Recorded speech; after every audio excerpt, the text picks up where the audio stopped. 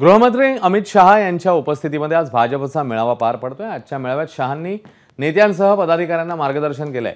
कोणत्याही सर्वेचा विचार न करता जोशात कामाला लागा, यंदा महायुतीचंच सरकार येणार असा विश्वास त्यांनी आजच्या मेळाव्यात व्यक्त केलाय। तसंच 2029 मध्ये एकट्या भाजपच्या जीवावर महाराष्ट्रात सरकार आणायचंय, त्यासाठी तयारीला लागा असं मोठं वक्तव्य देखील शहांनी केलंय। शिवाय महाराष्ट्राची निवडणूक देशाची दिशा बदलणारी ठरेल असाही विश्वास त्यांनी व्यक्त केला।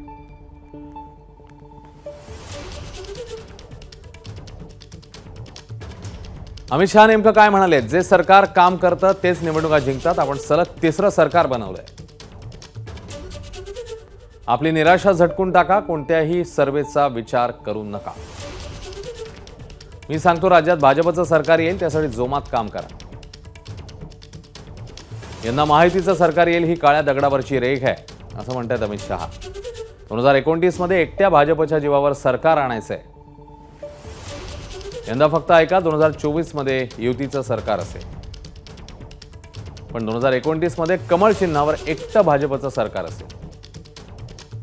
महाराष्ट्रात निवडणूक जिंकल्यानंतर समान नागरी कायदा लागू करण्यात येणार आहे असंही अमित शहांनी सांगितलं। एबीपी माझा, उघडा डोळे बघा नीट।